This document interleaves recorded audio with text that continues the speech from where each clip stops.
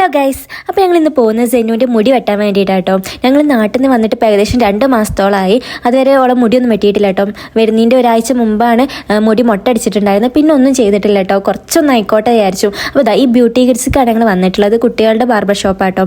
അപ്പോൾ അതിൻ്റെ ആംബിയൻസും കാര്യങ്ങളൊക്കെ നല്ല അടിപൊളിയാണ് കേട്ടോ. പക്ഷേ എന്ത് ആംബിയൻസ് ഉണ്ടെന്നുണ്ടെങ്കിൽ നമ്മളെ കരച്ചിൽ യാതൊരു കുറവില്ല. കരച്ചിൽ മാറ്റാൻ വേണ്ടിയിട്ട് അവർ ടോയ്സും അതുപോലെ തന്നെ ടാബിൽ ഒരു കാർട്ടൂണൊക്കെ വെച്ച് തന്നിട്ടുണ്ടായിരുന്നു. പക്ഷേ നമ്മൾ അവൾക്ക് ഫോണും വീഡിയോസൊന്നും കാണിച്ചു കൊടുക്കണം തുടങ്ങിയിട്ടില്ലായിരുന്നു. അതുകൊണ്ടൊന്നും പ്രത്യേകിച്ച് റിയാക്ഷൻസ് ഒന്നും ഇല്ലായിരുന്നു കേട്ടോ. അവളെ കരച്ചിലിന് യാതൊരു കുറവും ഇല്ലായിരുന്നു. ട്രിമ്മർ അവളെ തലയിൽ വെക്കാനേ അവൾ സമ്മതിക്കുന്നില്ല കേട്ടോ. എന്നിട്ട് ലാസ്റ്റ് അവളെ തലക്ക് അമർത്തി പിടിച്ചിട്ടൊക്കെയാണ് കുറേ ഒന്ന് ഒപ്പിച്ചെടുത്തത്. എന്നാലും നല്ലൊരു ഫിനിഷിങ്ങിലോട് കൂടി അവളെ ഹെയർ കട്ട് ചെയ്തെടുക്കാനൊന്നും നമുക്ക് പറ്റിയില്ല.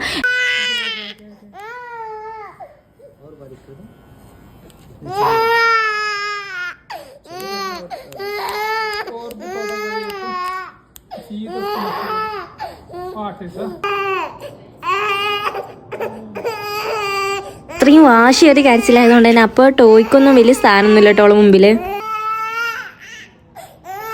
അങ്ങനെ ലാസ്റ്റ് ഒരു പരാക്രമത്തിൻ്റെ ഒടുവിൽ ഇങ്ങനൊരു ഹെയർ കട്ടായിട്ട് കിട്ടിയത്. ഇത് മുഴുവനായിട്ട് കംപ്ലീറ്റ് ഒന്നും ആയിട്ടില്ല. അവൾ എന്തായാലും സമ്മതിക്കുന്നില്ല. അപ്പം ഒരുപാട് ഇങ്ങനെ കരയിപ്പിക്കാനാവില്ല എന്ന് വിചാരിച്ചിട്ടാണ്.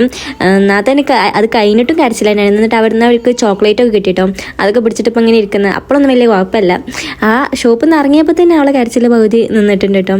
പിന്നെ കുറച്ച് സാധനങ്ങളൊക്കെ മേടിച്ചിട്ട് റൂമിലെത്തിയപ്പോൾ ആൾ ഹാപ്പി ആയിട്ടുണ്ട് കേട്ടോ. പിന്നെ അതിൻ്റെ വാശിയും കുറുമ്പും കാര്യങ്ങളൊന്നും ഇല്ലായിരുന്നു. പിന്നെ ചോക്ലേറ്റും വെച്ച് ഇങ്ങനെ കളിച്ചിരിക്കുകയായിരുന്നു. അപ്പോൾ ഇതാണ് ആ ഹെയർ കട്ടിൻ്റെ ഒരു ലുക്ക് എന്ന് പറയുന്നത് കേട്ടോ.